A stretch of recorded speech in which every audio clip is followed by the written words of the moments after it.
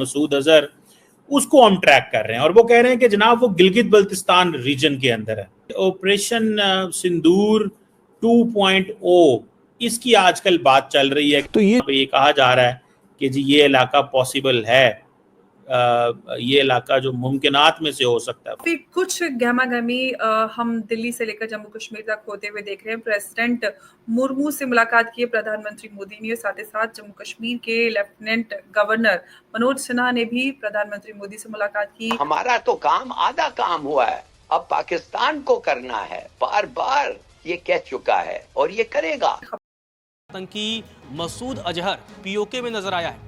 India today की report सामने आई है। उस रिपोर्ट में दावा किया गया है कि जैश ए मोहम्मद का सरगना मसूद अजहर पीओके में नजर आया। उन्होंने कहा था कि हम इनको चुन चुन के we will find them, we will track them and हम उनको जो जाके वो जहां पे भी हमें करना पड़ा हम उसको मारेंगे। लगता ये है कि शायद इंडिया हम दोस्तों कुछ ही हफ्ते पहले बिलावल भुट्टो ने एक इंटरव्यू दिया अल जजीरा को, जिसमें कि अल जजीरा के जब एंकर ने ये पूछा, इंटरव्यूअर ने ये पूछा कि साहब ये टेररिस्ट को आप भारत के हवाले क्यों नहीं करते, तो उसने बोला कि साहब जहां तक मौलाना मसूद अजहर की बात है जो कि जैश ए मोहम्मद के हेड हैं, वो तो हैं ही नहीं भाई पाकिस्तान में, वो तो कहीं शायद अफगानिस्तान वगैरह में हैं।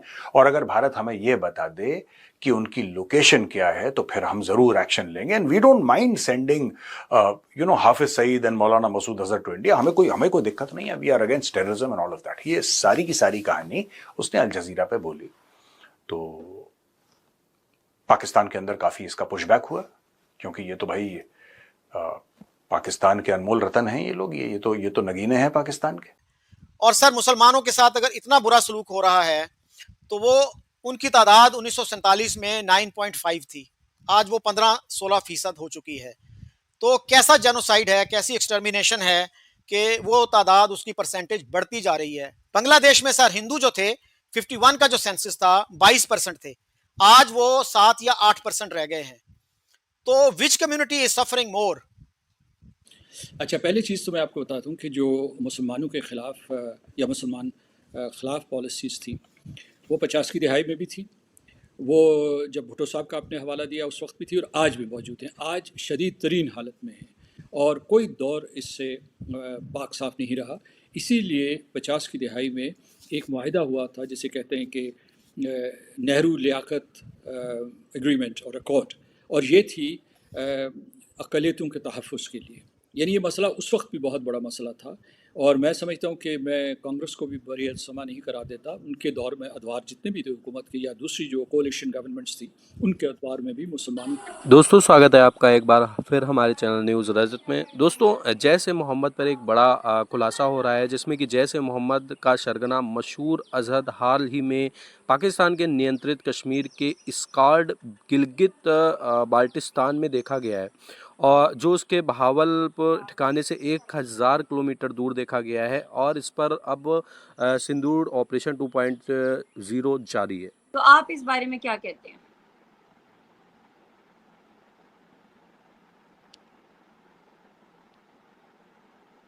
सर आई गेस आपकी आवाज़ सुनने में कोई प्रॉब्लम आ रही है? जी मैं ये कह रहा था कि ऑपरेशन सिंदूर 2.0 इसकी आजकल बात चल रही है कि जनाब ये है, इंडियंस कहते हैं कि जनाब हम ढूंढ रहे हैं या हमने ढूंढ लिया है कि जो इस वक्त जैश ए मोहम्मद जो कि एक इम्पॉर्टेंट ऑर्गेनाइजेशन वो कहते हैं जी हमारे लिए मसूद अजहर, उसको हम ट्रैक कर रहे हैं और वो कह रहे हैं कि जनाब वो गिलगित बल्तिस्तान रीजन के अंदर है।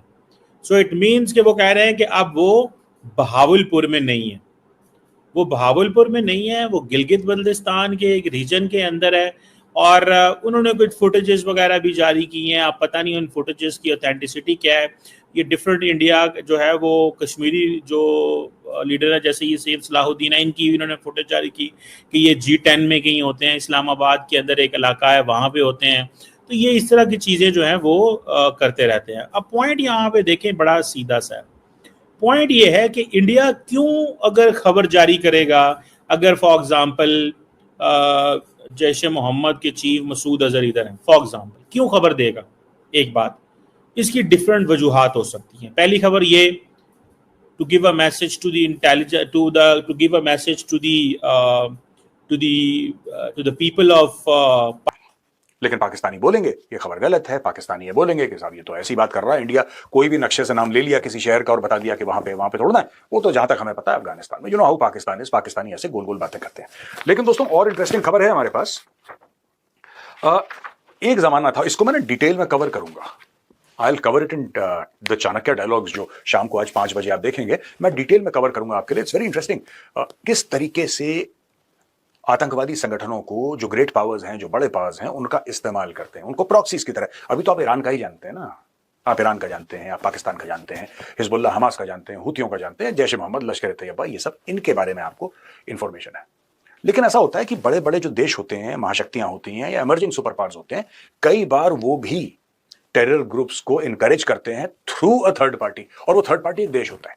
उदाहरण के लिए चाइना इस्तेमाल करता है पाकिस्तान को, और पाकिस्तान उसको फर्दर आउटसोर्स करता है जैश ए मोहम्मद और लश्कर ए तैयबा को। यानी कि जब चीन चाहे कि भारत कमजोर हो जाए, चाइना को यह पता है कि भारत के अंदर एक बहुत बड़ा अगर आतंकी कोई हमला होता है तो भारत पलटवार करेगा और जबरदस्त पलटवार करेगा, डिस्प्रोपोर्शनेट भारत रिस्पॉन्ड करेगा। यह चाइना को पता है, दुनिया को पता है। तो चाइना कहता है चुपके से कि काम करो, पहलगाम कर दो, और पहलगाम कुछ ऐसा करना कि धर्म पूछ के मारना, कि लोग बिल्कुल जिसको कहते हैं ना कि लोगों की आंखों में खून उतर है, ऐसा कुछ करना, जानबूझ के ऐसा करना।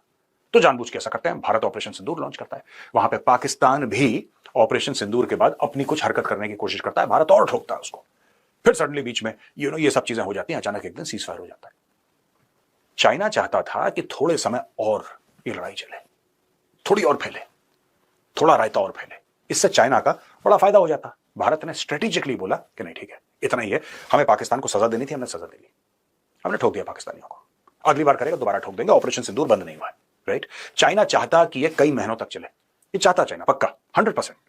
अब दोस्तों देखिए, मैं इसलिए बोल रहा हूं यहां पे क्योंकि वही टीआरएफ जिसने पहलगाम में वो आतंकी जो अटैक था जिसमें लोग मारे गए थे वो करा था, जब भारत ने बोला कि साहब इसको, ये देखिए सब मेरे पास ये रिसर्च का कागज पड़ा हुआ है, जब इन्होंने बोला कि भारत की तरफ से जब ये बात गई यूनाइटेड नेशंस सिक्योरिटी काउंसिल में कि साहब ये टीआरएफ को एक आतंकी संगठन आप घोषित करिए, इसको एक प्रोस्क्राइब्ड ऑर्गेनाइजेशन घोषित करिए, तो यूनाइटेड नेशंस में जब भारत गया तो 2 ऑर्गेनाइजेशंस के बारे में बात हुई, UN security councils 1267 monitoring team to list the resistance front, यही पहलगाम वाले, and peoples anti fascist front PAFF। अब PAFF जो है वो एक्चुअली है जैश ए मोहम्मद का, और जो TRF है द रेसिस्टेंस फ्रंट ये है लश्कर ए तैयबा का। अब दोस्तों जब भी भारत ने बोला कि TRF को एक आतंकी संगठन घोषित करो, चाइना ने उसको ब्लॉक कर दिया। China always blocked, China said कि नहीं ऐसा कोई प्रूफ नहीं है वगैरह, क्योंकि चाइना का वोट इंपॉर्टेंट है वहां पे, क्योंकि चाइना परमानेंट मेंबर है यूनाइटेड नेशन सिक्योरिटी काउंसिल का, परमानेंट मेंबर, 5 ही परमानेंट मेंबर है। दोस्तों भारत के ऑपरेशन सिंदूर एयर स्ट्राइक के एक दिन बाद जैश ए मोहम्मद के मुखिया मसूद अजहर बहावलपुर के अपने गढ़ से भागकर पाकिस्तान नियंत्रित कश्मीर के इश्कार टू गिलगित बल्टिस्तान के साडपरा रोड इलाके में देखा गया है, जो लगभग 1000 किलोमीटर दूरी पर है। इंटेलिजेंस के अनुसार यह इलाका 2 मस्जिदों और मदरसों और गेस्ट हाउसों से घिरा है, जिससे अजहर को अच्छी खासी छुपने की जगह भी मिली है। पाकिस्तान की जो प्रतिक्रिया है, विदेश मंत्री बिलावल भुट्टो ने पहले ही कहा था कि वह अफगानिस्तान में हो सकता है, लेकिन अब इस इलाके की पुष्टि होने पर